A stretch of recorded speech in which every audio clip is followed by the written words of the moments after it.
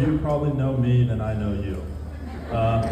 But I've known Bob my whole life, and I feel a little off here because I probably... All right, so my dad was my biggest hero. He and I were very much alike. He would think jokes, and I would be thinking it at the exact same moment. I would be singing a song in my head, and then he would start singing that song. We would see someone funny looking, walking by, and he would make the comment that I was thinking. And my dad also, he was different than most people. For one, he believed he wasn't from this world. He actually wrote down that he felt like an alien on this planet. And to be completely honest, when I first read that, I thought it was a little crazy, but he's not wrong. All the atoms that make up our bones, make up our brain, nothing originated from Earth. Earth is just something that formed over time. And I think he saw that. I mean, our souls are not from this planet, so why be bound by worldly thoughts? And that's something my dad discovered. And because of that, and because of who he was, I also felt I had the perfect childhood. I mean, just looking at my friends, we all seemed to have great fathers. We were carefree, just running through the creeks in the woods. And that's because I think our dads kind of just took all that pain and burden from the world and just allowed us to be kids and live in a pain-free world and just experience it for what it truly has to offer. And I truly thank him for that.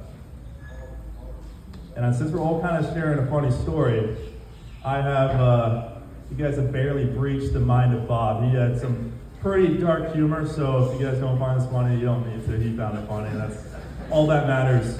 But we had a family cat that kind of came to us named Dee Dee. She just walked through her dog door one day, and my mom, being the animal lover she was, just left out some food, and she lived with us for about 10 years. And then all of a sudden, one 4th of July, we closed the garage out on her so she couldn't come in, and the fireworks were going crazy, and she left us for a neighbor.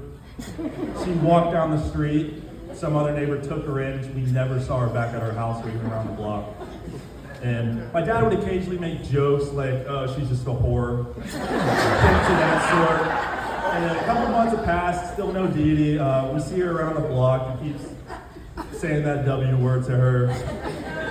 And then one day we're just sitting around the living room, and he's like, I think I know why she left. And this is with everyone here. And I'm like, why is that? And he looked at me with a straight face, and he's like, I raped her. And then he continued to have a straight face and go on with the conversation. She ended up coming back around towards the later years of her life, but when we ultimately moved, we left her behind for foolish behaviors in the past. We later found out that Dee Dee had a penis and was a male. And his name was Mouse.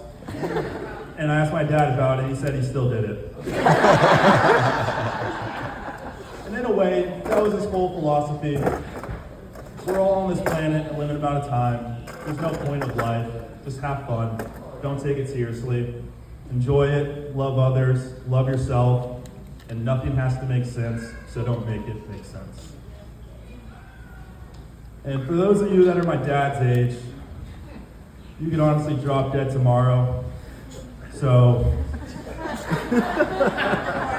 if you're near retirement age, you don't need to think in monetary values like, oh, I need an extra $500,000 to live comfortably.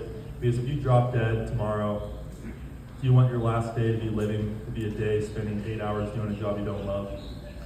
So that's my advice for all the older folks here. Just enjoy your life, go out. Yeah, if you have to live below your means, but do the things you love, why wouldn't you do that?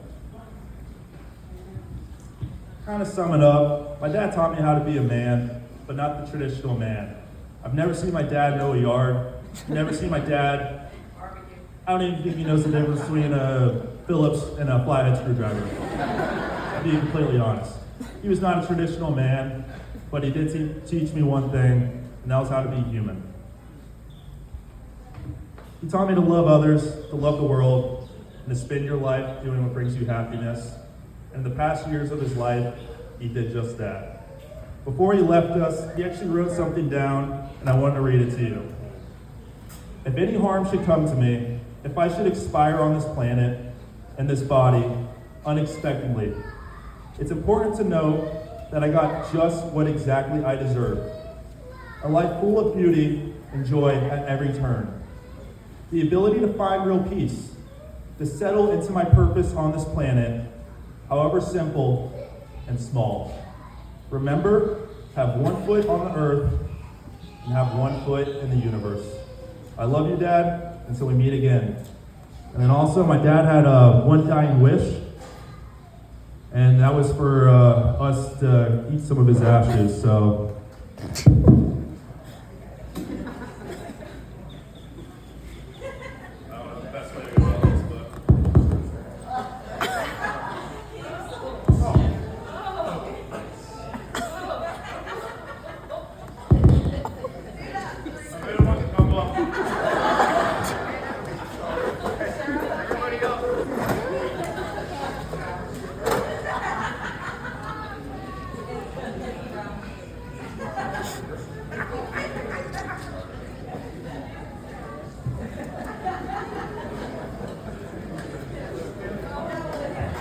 That is extremely dry and tastes like shit.